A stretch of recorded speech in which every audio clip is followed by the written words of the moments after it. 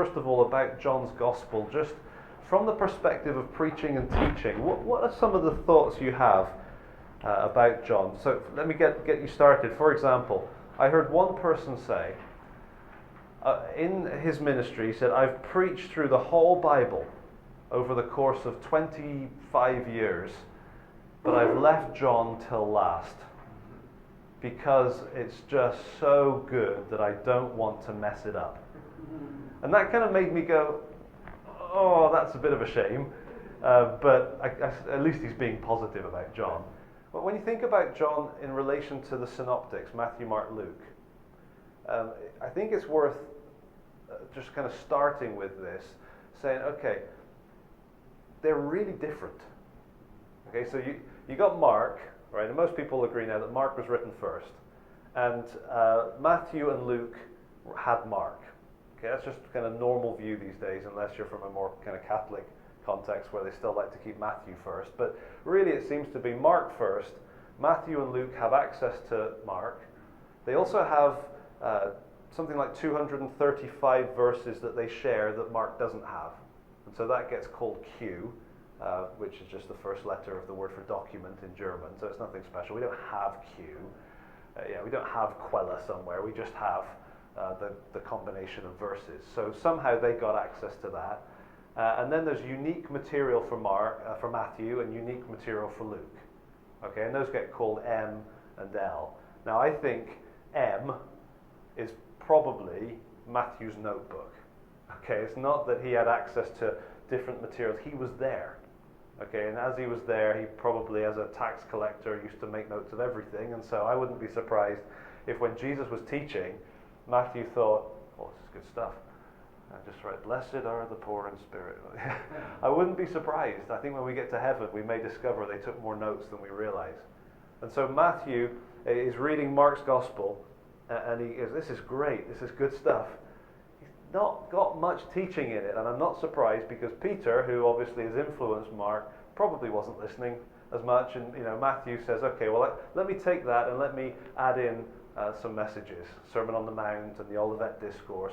And so I'm being a little bit simplistic, but I can imagine Matthew saying, Mark is wonderful, I'm going to write my own. Okay, and it's similar, but it's different. And Luke reads Mark and says, this is fascinating, this is really good, I need to find out more. And as a researcher, he went and he researched. And he found Mary, and he found witnesses, and eyewitnesses, and people who were there, and found out what the illness was, and he gets into the details. And then he writes his gospel for his reasons, probably something to do with Paul, and the connections there. And Luke writes Luke, and Luke is different from Matthew and Mark, but it's still similar, right? And then you get John. And John is 90% different. Completely different. And so for a long time, scholars have said, well, obviously John had never seen Matthew, Mark, Luke. Completely separate tradition. And often with scholars, you do get the kind of idea that they didn't know anything, they just copied materials. But John was an eyewitness, he was there, right? And so John, I think, knew Matthew, Mark, and Luke. I think he read those books. They'd already been written. I wouldn't be at all surprised if he hadn't read all three, or at least one or two of them, and said, these are good. Oh, they bring back the memories for me. Some of the memories. But there's, why, I get why it's all focused in Galilee, and then the journey to Jerusalem, but man, I remember a lot of things happening in Jerusalem. And so he's remembering that, and recognizing these Gospels and what they're doing, and I think he's deliberately writing a different Gospel. He's deliberately saying, okay, I'm going to write a Gospel that isn't going to emphasize what they emphasize. I don't need to do that. And in fact, I can be more overt about Jesus' relationship with his Father. Remember, John was very close to Jesus. He had maybe that sense of that relationship more strongly than the others. I'm not sure about that, but he was certainly sensitive to that. And so I think John is fully aware of Matthew, Mark, Luke, but he's deliberately writing his gospel in a way that is going to add something. Instead of just repeating another synoptic gospel, he's adding something different. And so the conversations, the structure, the focus on down south in Jerusalem and Judea instead of up north in Galilee. Maybe the way he writes just reflects his temperament, like Chris said, that just he's a bit more artistic, maybe reflective, and he likes some of those themes, and the themes weave through the book, and we'll think about themes a bit later.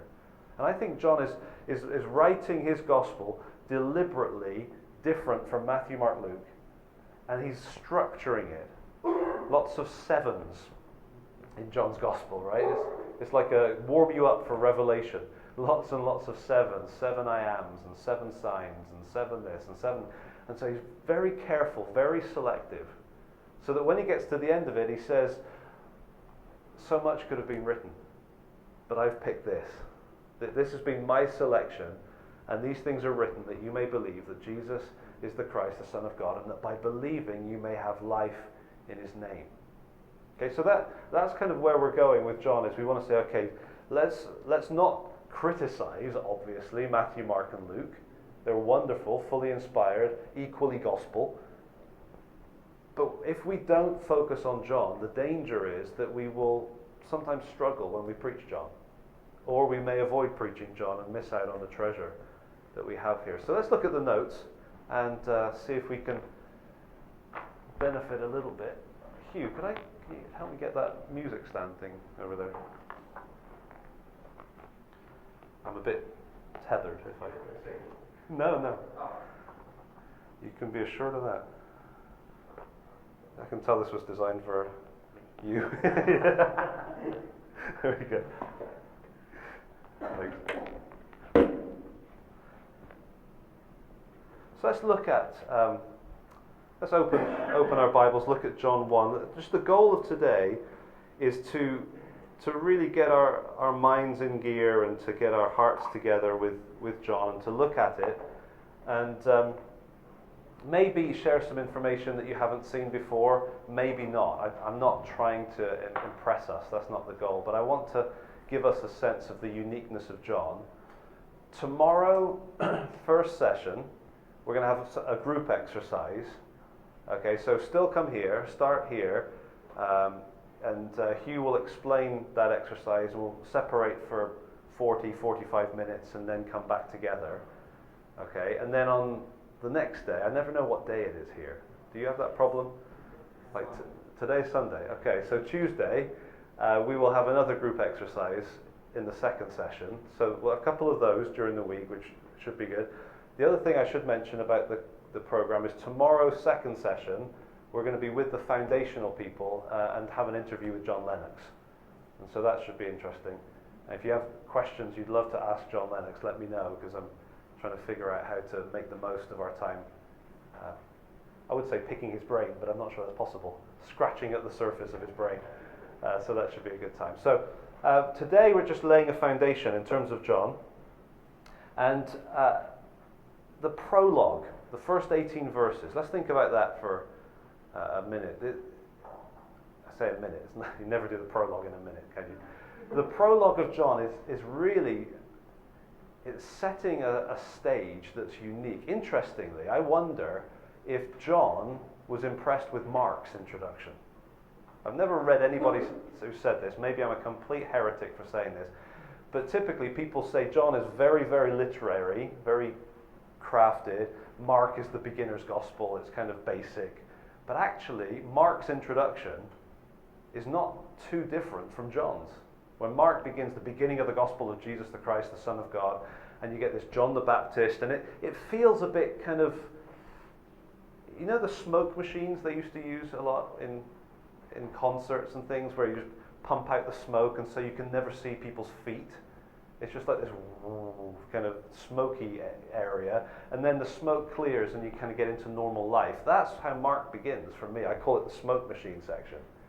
Okay, so you've got this Jesus who's the Christ, he's the Son of God, it's very clear who he is, and there's John the Baptist who is told about in Isaiah chapter 40 and preparing the way, and it's all kind of this big picture thing, and then the smoke clears and Jesus is walking by the Sea of Galilee. And John, I think, does the same thing. You get this smoke machine introduction. In the beginning was the Word, and the Word was with God, and the Word was God. And so he creates everything, and it goes on to talk about a man coming from God who is John. And it really seems to be covering very similar ground. And then after verse 18, you then get John having a conversation with people. It seems more normal. Okay, so that could be completely wrong, but I wonder if John didn't read Mark and think, oh, that's a clever start. And then he takes the same thing and goes bigger. Instead of just going to the start of Jesus' ministry, he goes into eternity and just lays it out. I don't know. But look at verses 14 to 18. This paragraph in the prologue. This is, I think, really, really important as we start in John's Gospel, that we get a sense of what he's talking about here. Because it's so easy for us to be familiar with the words, but maybe less familiar with what's feeding into that. Okay, so the Word became flesh and dwelt among us, and that goes right the way down until you get to the last phrase, he has made him, God, known. Okay, so that paragraph. On the notes, I've laid out for us Exodus 33, 34. Because I cannot see how John cannot be thinking about this when he writes those verses. Right, so you remember the story? There was the golden calf in Exodus 32, after God has brought Israel out of Egypt and brings them to Sinai and essentially forms a marriage covenant with the nation, and then just a few chapters later they're committing adultery spiritually with a golden calf, right? And God is angry, and Moses is kind of the one caught in between. Yeah, and God is angry and saying, I'm going to destroy this people, and Moses is saying, no, you can't do that because of your name, your reputation, and Moses is interceding with God. And then right in the middle of that conversation, you get this moment where it's a strange thing. It's like God is angry, and I imagine that if God is angry, that is quite scary. Right? God is not a little God. Right? This is the God of the universe who is angry, and Moses says, please show me your glory. That's bizarre. If you think about it, wouldn't you be saying, please show me the exit? Like, you're angry, I'm scared, I want to leave. But instead, there's something going on that means Moses says, can you show me your glory? There's some confidence that he has in the Lord that he can make that kind of a request in that situation. And then what does God say to him? The Lord says, okay, you cannot see my face, because no one can see my face and live, but there's this cleft in the rock, and I'll put you in the rock, and I'll cover your face, and I'll pass by you, and you'll see the trail, the back of my glory. And what is God's glory in Exodus? Yeah, it's his character, the way he defines himself. And actually, if you read it through, the first time he says, I will make my goodness pass before you. And then he says, I will come before you and I will make this, and then when it happens in 34, the Lord, slow to anger and abounding in mercy and so on. And he lays out his character in words, but it's a statement of his grace and his mercy and his goodness. And there is a statement there. I don't want to make it sound just soft. There is a statement. You need to take this God seriously because he does deal with sin. But the focus is not this kind of bulging muscle, angry God ready to destroy. It's gracious. He is gracious. He is merciful. He is kind. And somehow Moses had the confidence to ask for that. It's almost as if Moses knew that if he asked to see the Lord's glory, he would not be destroyed. Why is that? Well, if you go back in the same chapter, Exodus 33, there's a section right before that. And it's sort of like a parenthesis, a little section that is added that talks about things that were frequently happening. Now, Moses used to go out of the camp and he'd go to the tent of meeting and everybody would watch, and he'd go, and in the tent, Moses would meet with the Lord. And what does it say? How did he meet with him? Face to face. As a friend meets with his friend, face to face. And so now we've got a problem, right? Exodus 33 verse 11, Moses meets with the Lord face to face, and this was regular. This used to happen. And then Exodus 33 verse 18, something like that, no man can see my face and live, says the Lord. Lord, Lord, all capitals in both places. Now we've got a problem because that's a contradiction. And so either it's a contradiction or it's not. That's logically brilliant. You can write that down. Either it's a contradiction or it's not a contradiction. And if it is a contradiction, then the explanation typically is, well, you know, they took different sources and they kind of forced them together and sewed them together, and this is a mistake. If they'd have spotted it when they read their draft, they wouldn't have published Exodus the way they did. But what can you expect? Different writers. And so you'll get that kind of explanation. I give that a score of 0 out of 10. I'm not impressed with that at all. And so what's a better explanation? Well, you've got this tension. And it's a tension all through the Old Testament. And it's really clear there that you've got the Lord, Yahweh, who dwells in a tent near his people and who meets with Moses face to face. And you've got Yahweh, who's up on the mountain, who nobody can see. Yahweh, Yahweh, Lord, Lord. Is the Lord that he meets in the tent the same Lord that he's asking to see the glory of on the mountain? Yes and no. And so here's the tension of, I would say, Jesus in the Old Testament. How do you deal with the fact that in the Old Testament it clearly says, no one has ever seen my face, you cannot see God, and yet lots of people seem to see God. Jacob wrestled with God and said, I've seen God's face and I've lived, and so I named this place Peniel. And you've got Adam and Eve, and you've got Abraham, and you've got Manoah, and you've got all these people meeting with the Lord, and the Lord walking on 2 legs, and Abraham in Genesis 18, and so on. How is it that you see the Lord, but no one has ever seen the Lord? I think because what we have is Trinity. Right? We have the Father, who no one has ever seen, no one will ever see, and we have the Son, who comes to our level and makes him known. Now that's all speculation when we're in Exodus, trying to make sense of it. But what happens when we get to John? John says, the Word became flesh and dwelt, pitched his tent, literally, tabernacled among us. Maybe some of your versions still have that tabernacle or tent language, which makes it more obvious. And we have seen his glory. Okay, I think he's thinking Exodus here. Glory as of the only Son from the Father, full of grace and truth. Now, is that phrase in the Exodus context?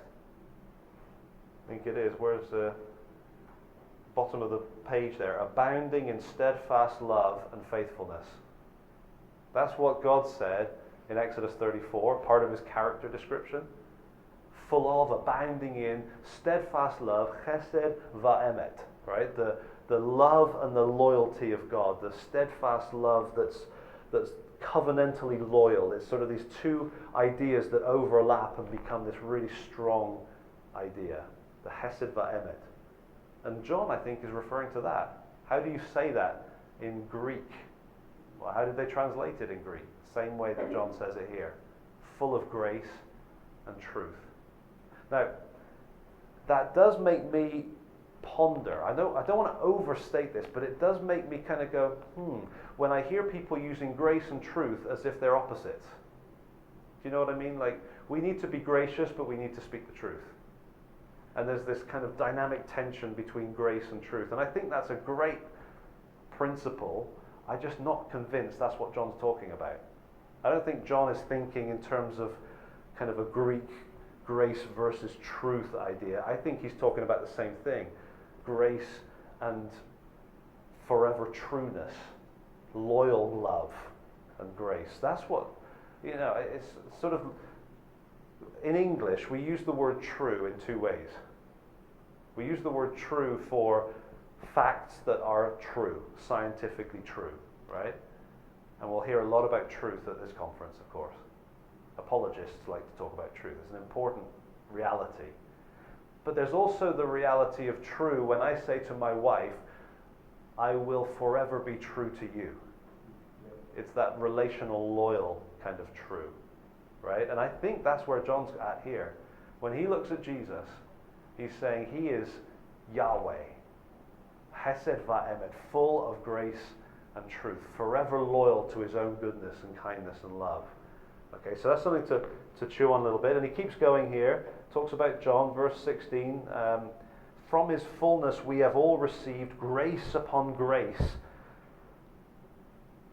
For the law was given through Moses, grace and truth came through Jesus Christ. I don't think that John is saying in the Old Testament it was all bad and now it's all good.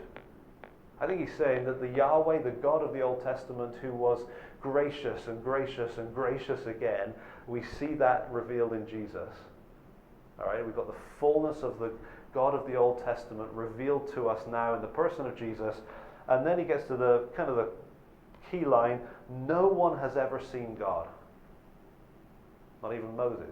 No one has ever seen God the Father.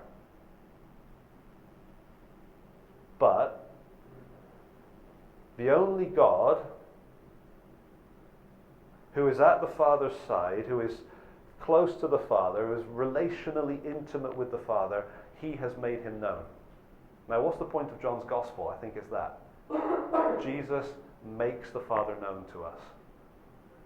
Okay, and I suppose the key thing that we need to ask ourselves, and this isn't a very kind of high, clever thought, it's just something for us to maybe make a little note in our hearts and just keep us, John Lennox talked about our compass, keeping us going in the right direction this morning. Here's my suggestion for the compass of our spiritual lives.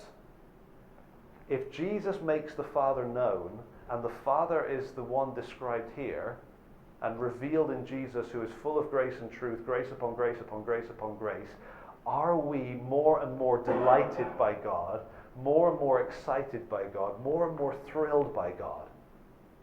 And if you go through this week from Sunday to Wednesday, and by Wednesday you're not more thrilled about God, it doesn't matter what else you've learned, it's been a waste.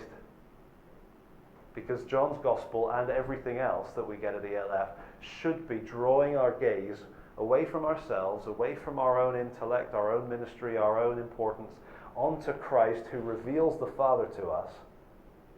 And it's that gaze that is going to transform our lives. And it's that gaze that other people need from us. And if we can preach John's Gospel to them so that their gaze goes from this to onto him, that's where salvation comes from. That's where sanctification comes from. That's where the Christian life comes from. It's not about me, it's all about him. And John's Gospel is just going to be pure that. And so I think maybe we should retire at the end of this week, all of us. Just say, that's it.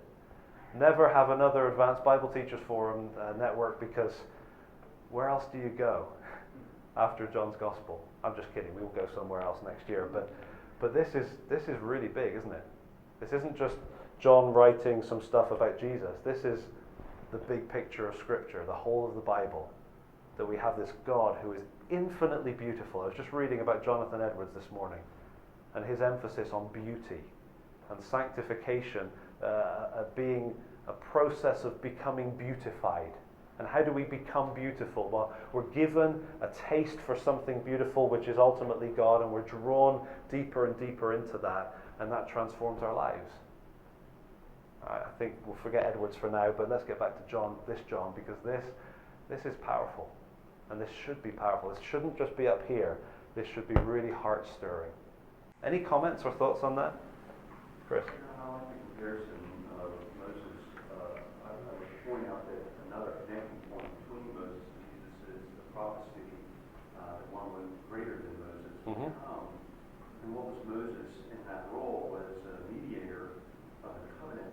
And so he explained God to the people. Yeah. He did it primarily through law.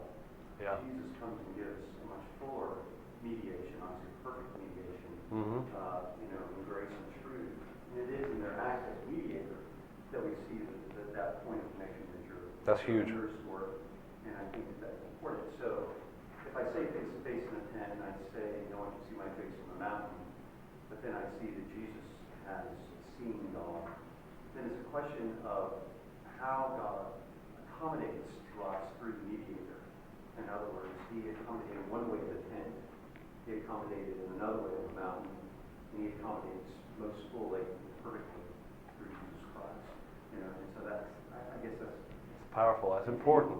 Yeah, absolutely. And the sense of really underlining the importance of that meeting in the tent for Moses is how could he have confidence in what he requests of the Father, because he knew the Son, and the Son is always the one that reveals the Father. So that's something to chew on a little bit if you haven't pondered that, and if you have the idea that in the Old Testament they simply encounter the essence of God in some sort of human body. I don't know how that works. I don't really quite grasp how the essence makes sense from a biblical perspective as something distinct from the Father, Son, Holy Spirit.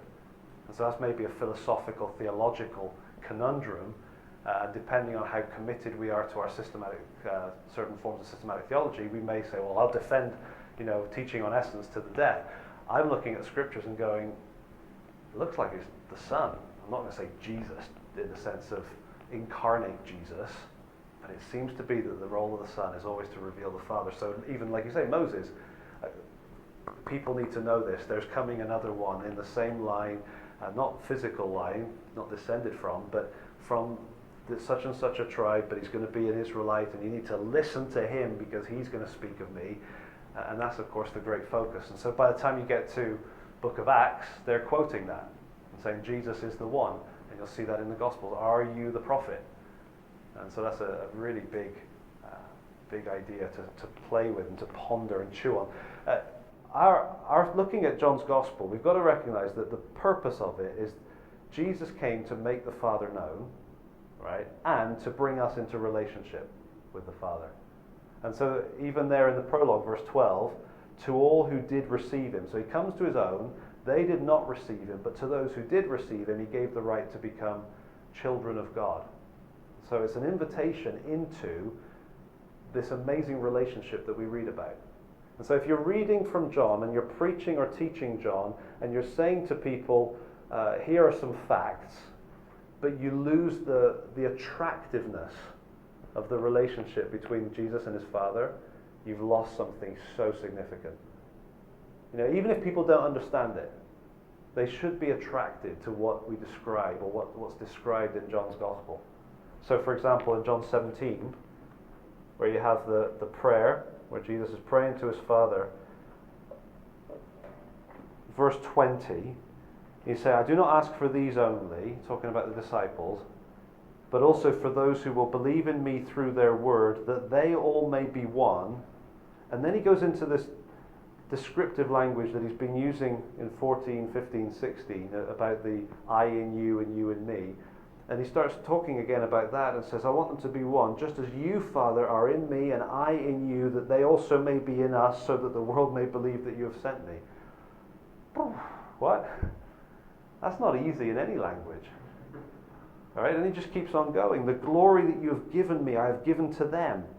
Wow, imagine that. God gives glory and gives it away. That they may be one even as we are one, I in them and you in me, that they may become perfectly one, so that the world may know that you sent me and loved them even as you loved me. You see, the thing about this passage is, and this is typical John, that you can get your head completely twisted up in it and go, who's in where? Yeah. And what does it mean to be in? Is the mutual indwelling? And I tell you, it's worth doing this. Draw on a piece of paper, Father, Son, believers, and world, and start drawing arrows to try to make sense of this. Because what you end up with is this Father giving love and glory to his Son, and he's giving him glory because he loves him, and the Son is giving that to us. And that, it means that Father's in the Son, the Son's in the Father, they are in us, we are in them, and the world is watching us and going, I'm drawn to Jesus because of the way you love each other. And so verse 24, Father, I desire that they also, whom you have given me, may be with me where I am, to see my glory. That sounds selfish if you stop there, but it's not. That you have given me because you loved me before the foundation of the world. Now, you look at a passage like that, and you could turn it into an intellectual exercise of death, right? I mean, it could become the most, remember Rubik's Cube?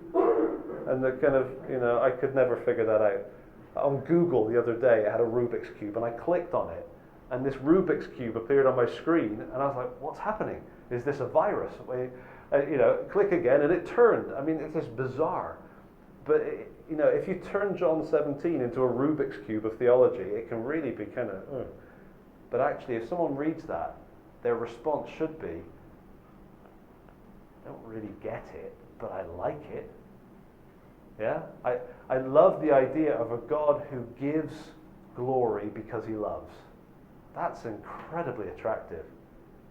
Now, we've got Christians going around saying, God's love is a pretense, he doesn't really love, and all he cares about is his own glory. Now that's a problem.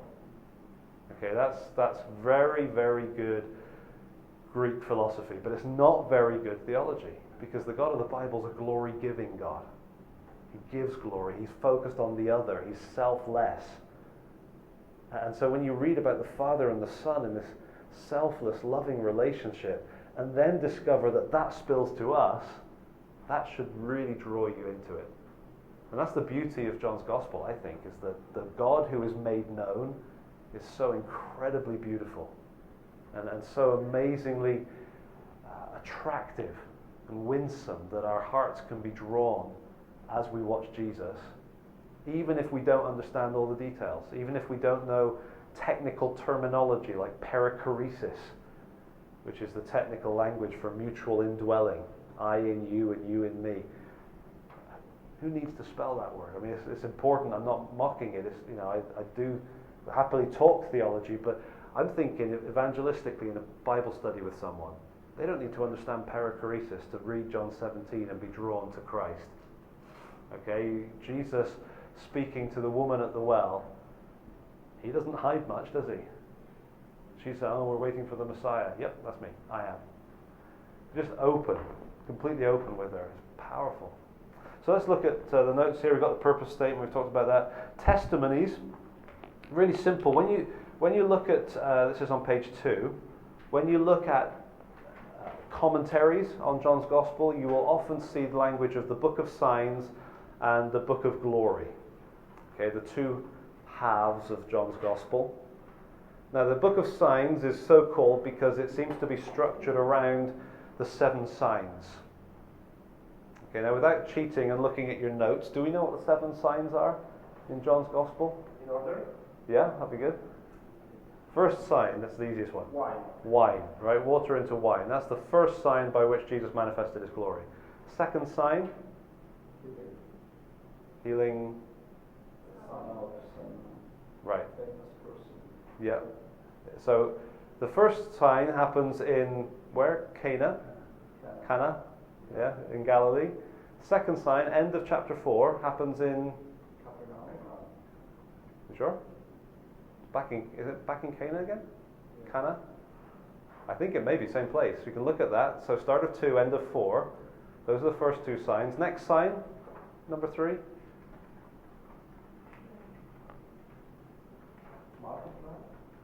Sorry? Before the feeding, there's. That's after the feeding? Chapter 5, the healing of the lame man on the Sabbath. The crippled man. Okay, so we've got water into wine, the synagogue ruler's son, I think that the son of the official, the crippled lame man in John 5. Then we have the feeding of the multitude in John 6. Is walking on water a sign? If you look, you'll find it's not referred to as a sign. But if you look in commentaries, it's often listed. And I think that's a mistake. Okay, I don't think it's a sign. I'll tell you why I think it's there in a minute. But what's next after the feeding of the multitude in 6? The blind man in 9. Yeah, and then Lazarus' resurrection in 11. And that's the end of the book of signs. There you have the 7 signs of John's Gospel. So where's the 7th? It's the resurrection of Jesus. And the reason that people make the walking on water a sign is because it's within those chapters and it's a miracle. But it's not called a sign. That's what they said, so. But there is a reference to another miracle that's called a sign, and that is the resurrection of Jesus. But where is that described? It's described at the end, but where is it referred to as a sign? Back in chapter 2. Right? So after the water into wine, second half of chapter 2, Jesus cleanses the temple, and the Jewish leaders say to him, "What sign do you give us?" Jesus answered, "Destroy my body." Yeah, destroy this temple, and in 3 days, and they're talking about his body. And the disciples didn't understand it until after. That's the seventh sign. And I think that's clever. Obviously, God inspired it, but it's well written, isn't it? That you get these signs, and they're sort of building, aren't they? They're developing. Water into wine is it? I'm sure a lot of people in some cultures would love to have that ability, but it's not actually that amazing compared to raising Lazarus from the dead. That's impressive, right? And so you get these kind of progression of signs, but the ultimate sign comes at the end of the whole book, when Jesus rises from the dead. So you've got these 7 signs in the first, described in the first half of the book, and then you get the transition to the second half, and in the second half, it gets called the Book of Glory. Why is it called the Book of Glory? Do we know? Because in the signs, Jesus revealed his glory. Yeah, he manifested his glory, but then he's also kind of holding back, isn't he? During those first chapters, he's saying, my time has not yet come. My time has not yet come. This is not my hour. You know, there's a kind of a holding off. When does his time come? Crucified. Right. And actually, where does that get described in the text? It's in John 12. Okay. Yeah, at the start of the Passion Week, when Jesus comes, you get these Greeks that come and they say, they go to one of the disciples, Philip, because he has a Greek name probably, Philippos. Oh, you probably understand that. Hey, we want to see Jesus. So Philip goes to Andrew and they come to Jesus, and Jesus starts talking about farming, which is just weird. Let's look at it. John 12. What is he talking about? About seed. Yeah, so the Greeks want to see Jesus in verse 21. That's right. Sir, we wish to see Jesus. Philip tells Andrew. Andrew and Philip went to tell Jesus, and Jesus said, the hour has come for the Son of Man to be glorified. Oh, good. We want to see Jesus. Imagine Philip and Andrew standing next to Jesus, and Jesus starts into this speech. The hour has come for the Son of Man to be glorified. Oh, yeah. Now, Jesus, there's some Greeks over here, and they'd like to see you. And Jesus carries on, truly, truly, I say to you, unless a grain of wheat falls into the earth and dies, it remains alone, but if it dies, it bears much fruit. Whoever loves his life loses it. Whoever hates his life in this world will keep it for eternal life. If anyone serves me, he must follow me, and where I am, there will my servant be also. If anyone serves me, my Father will honor him. Right, yeah. Now, Jesus, there's some Greeks, and they'd like a meeting, and Jesus just seems to be ignoring them. It's really awkward. Imagine being Philip and Andrew. Good. Excuse me, sir. And he just keeps going. Now is my soul troubled. And what shall I say? Father, save me from this hour. For this purpose I have come to this hour. Father, glorify your name. Then a voice came from heaven. That's impressive. I have glorified it, and I will glorify it again. The crowd that stood there and heard it said it had thundered. Others said an angel has spoken to him. And Jesus answered, this voice has come for your sake, not mine. Now is the judgment of the world. Now will the ruler of this world be cast out. Yeah, Jesus. There's these Greeks. There's Nicopolis, and all these guys, and they're here with their Greek clothes and their Greek passports, and they want to see you. And this is kind of awkward because you keep talking about other stuff. And then Jesus finally answers their question, doesn't he? Verse 32. And I, when I am lifted up from the earth, will draw all people to myself, including Greeks. But notice the connection there of what he's saying. Now is the Son of Man glorified. His whole conversation with the Father is about glory, but what's he describing and what's he talking about? Falling into the ground and dying. Being lifted up on a cross. So the connection between glory and crucifixion becomes clear here. All the way through the book of signs, it's been, my time has not yet come. This is not my hour. My hour is not yet. This is the hour. And just to make sure we get that, chapter 13, verse 30. After receiving the morsel of bread, Judas Iscariot went out, and it was night. When he had gone out, Jesus said, "Now is the Son of Man glorified, and God is glorified in him." So the connection between the glory and the death is massive. And so once you get into the second half of John's Gospel, what you have is the king going to his glory.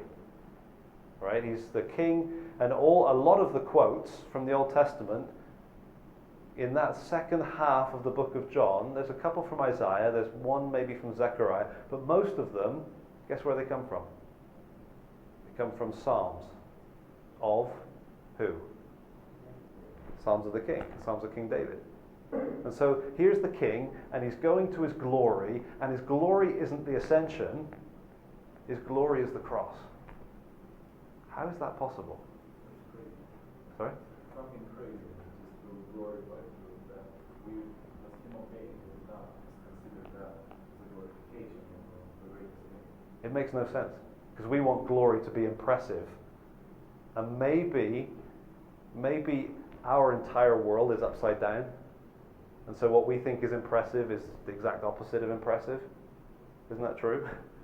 We're impressed with people that are not relational, who are super powerful but are not giving.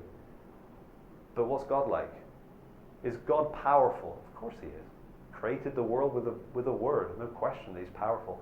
But I think if you say to God, "You're powerful," God probably says, "I suppose I am." Now let me tell you about my son, because I really love my son. Right? Because actually, that's the kind of God that we have revealed in John's Gospel, isn't it? A God who gives glory, a God who is self-giving. And so if Jesus being glorified is the ultimate revelation of what God is like, isn't it interesting that John does not include the transfiguration, but instead focuses on the cross as the glory moment? The moment where the eyes are opened and you get to see what God is like. The perfect picture of what God is like is naked and hanging, humiliated on a cross. Why is that? Surely that's Jesus in his humanity, isn't it? Surely that's Jesus going through suffering before glory. Well, yes, it is, but it is in John the glory. Because actually that's what God is like. Completely self-giving. Radical, and it's upside down, isn't it? It's the opposite of what we expect. So that's something to wrestle with this book of signs, book of glory. But look, notice the structure. Yeah, go on, Tom. How does this explain the story? I mean, how does it explain the truth that a man hanging on the cross is a shameful thing, and it's a curse by God? It's not a glorious thing in itself. Yeah. So how does it, I'm just repeating it for the camera here. How do we harmonize it? Yeah, how do we harmonize hung on a cross is cursed, and yet how can that be glorifying? Well, I think if we view glory as a revelation of the character of God, we see that the character of God is such that he's prepared to be cursed in order to reach us, in order to draw us and win all people to himself. And so in some ways, when we go to heaven and we see the glory of God in heaven, is it going to be bright? And is it going to be impressive? Absolutely. If Jesus walked into the room right now, what would our response be? Flat on our faces, right? Just, whoa. But the beautiful thing is, what would his response be? Let me give you an embrace, because it's both and, isn't it? And it's how those two work together, that we have a God that before whom every knee will bow, and yet a God who stepped in and said, I want you to be in my family. And the way, the focal point of that is the cross. And so I think you can hold both together. Maybe there's a tension there, but John forces us to say, that's the glory. That's Jesus' glory right there. Now, notice the testimonies. It's not a huge thing, but I just want to notice this, that at the end of the introduction in chapter 1, not just the prologue, but after the prologue, you then get the rest of the chapter, which is just a sequence of testimonies about Jesus from John the Baptist and from different disciples. And the big one at the end, if you like, the strong one, is Nathanael. He gets to say, you are the Son of God, you are the King of Israel.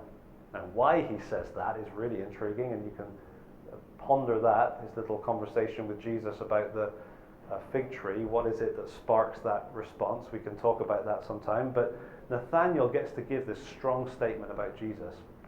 The next statement, you get one in chapter 6, which is quite impressive too, but really, chapter 11, excuse me, at the midpoint of the book, Martha gets to give it. And she says, "You are the Christ, the Son of God." That's clear, it's strong, it's powerful. But the ultimate testimony comes from Thomas. Well, you know, in Thomas chapter 20, when he sees the risen Christ, and Jesus says, "Okay, touch, go ahead, believe." And Thomas's response is what? "My Lord and my God." Don't you love the fact that if you were gonna make up a gospel, like a hypothetical, that you're going to make one up, just in your imagination, and you decided to put 3 big testimonies in it, who would you have giving the testimonies? 3 big testimonies in a gospel. Peter, James, John, right? Or if you're John, Peter, John, or something like that, right? Maybe Peter and James, John, or just John. Something like that. But what do you have? Nathanael. What do we know about him? Not much. Martha, a woman, gets to give a key line in the book. Because she said it, but the way he writes it emphasizes her. And then Thomas, of all people, gets to give the punchline to the book. I think that's a real mark of authenticity, don't you?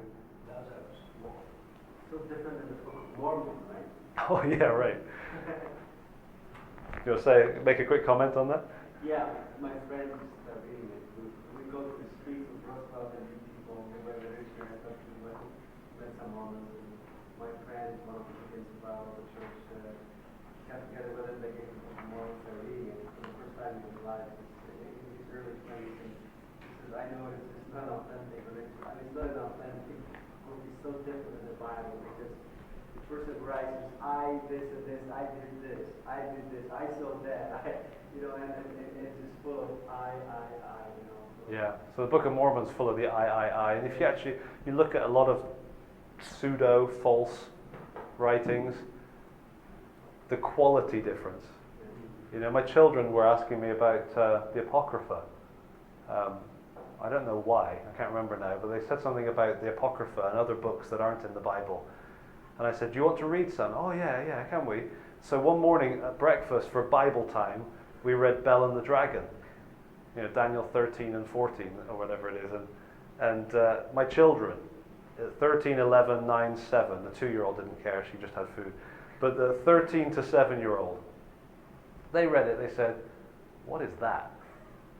That is so silly." Yeah, it doesn't feel like Scripture. They used to, Bible study and Bible time, and then you read something else, you go, "Nice story," but and a 7-year-old's going, "That's weird. That makes no sense. How's that supposed to be in the Bible?" So yeah, it's interesting to do that. And sometimes we kind of look from a distance. Just go and read it, and you'll discover the difference, on some of these things. Chris. Another comment about your 3 witnesses. It is a beautiful thing that all 3 have some measure of doubt. Yeah. In all 3 of those contexts. That's true. Daniel has been saying nothing good will come out of Nazareth. Yep. And so his statement is in response to his own doubt. Yeah. Martha is in her enigma about her brother. Yeah. And she's confused. Really, her statement is in the middle. I'm not sure where Martha is in that No. whole passage. That's right. Because she's frustrated with Jesus, but yet Yeah. she makes a statement. Of course, Thomas, Mhm. doubting Thomas, but really all 3 are doubting. Exactly. Which is, considering John's purpose, these things are written that you might believe. Yeah. That the statements of belief are in the mouths of one who are struggling. Isn't that beautiful? So it is. Because it would be so easy to present the glorious disciples and live up to this standard, and instead John gives us people doubting, people who are apparently insignificant, and yet they get to make these statements that are to help us believe. Really helpful. Just notice here, there's lots of things in these notes here. If you go to page 4,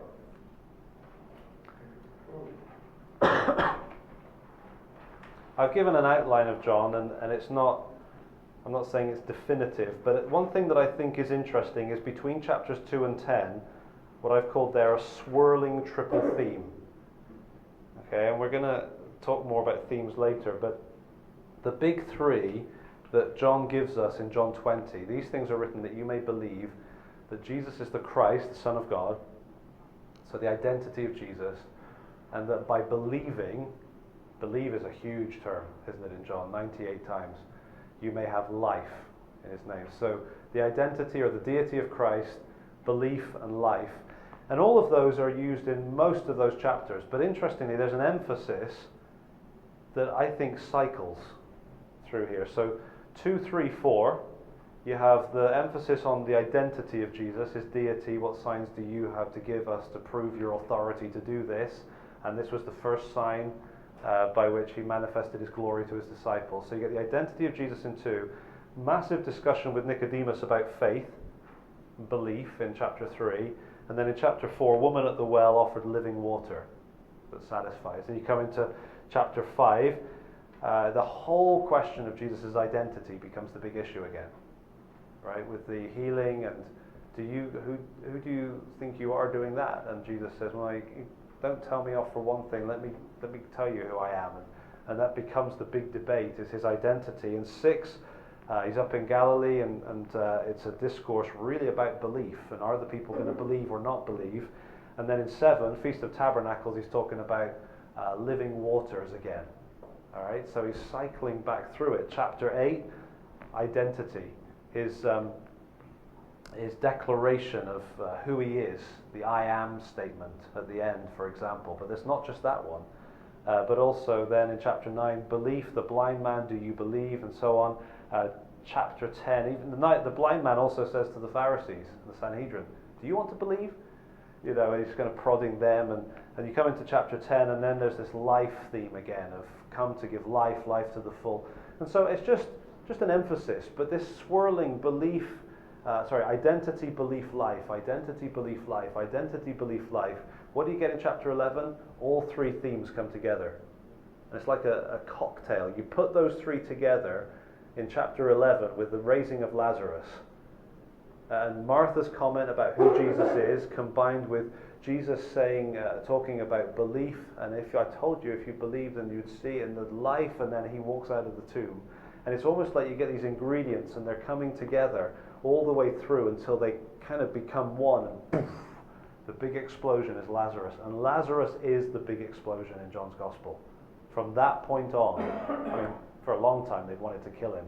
But after Lazarus, they are doing everything they can to kill Jesus. So it's interesting to kind of get a feel for some of those structural elements and aspects of John. And after the break, we're going to really ponder a really big one, a really critical theme that for years I never knew about, okay, in terms of what was going on in John. But just before we finish, just look at the appendix on page 5. Got the 7 signs, and I've given us the references there. 7 I ams, we're probably familiar with those. Bread of life, light of the world, and so on. So you've got 7 of those. But turn over to page 6. Here's something that you may or may not know about. The 7 I am absolutes. Now, an I am absolute means that it's I am without something that comes after it.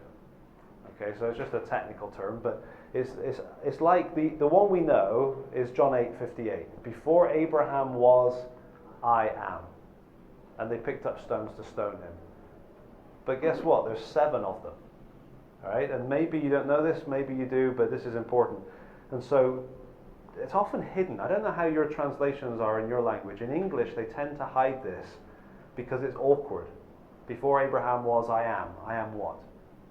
It's not normal English. Okay, and so often these get hidden. So we've got chapter 4, when he speaks to the woman at the well, he says, I am. Very open statement.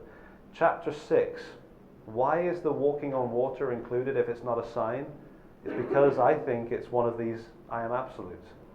I know it is, and I think it's because of this that it's included. When Jesus says to the disciples, I am, do not be afraid. It's translated often, I am he, something like that. And then chapter 8, Unless you believe that I am, you will die in your sins. And then verse 28, when you have lifted up the Son of Man, then you will know that I am. And then at the end of the chapter, before Abraham was, I am. You've got another I am in 13. And then when Jesus gets arrested, they come and they say, looking for Jesus of Nazareth, I am. And they fall down. And then it says it 3 times. It makes reference to it at least 3 times. Okay, so he's stating it, and it repeats the fact that he'd stated it. Now, we haven't got time to look at it, but if you look at what I've written down below, I've taken this from Richard Baucham's book, The Testimony of the Beloved Disciple. And this is fascinating. This is worth looking at. That actually what you have, I think, I'm convinced by his argument, what you have in John is this deliberate design of the 7 I ams that reflects a 7-fold I am in the Old Testament. 1 in Deuteronomy and then a whole sequence in Isaiah. And that sequence in Isaiah is not actually of Yahweh, the Lord. It's not I am that I ams. It's Ani Anoki. It's I am He. I am. It's God stating a strong I am He. And you get a whole sequence of those, interestingly, with double repetition at the end, which is exactly the same pattern that you get in John's Gospel. It's beautiful. It is beautiful stuff. And so I just want to highlight that. You can make a star, make an asterisk, have a look, open your Bible and chase that. But that is just a level of detail in John's Gospel that most of us maybe have not thought about or discovered on our own.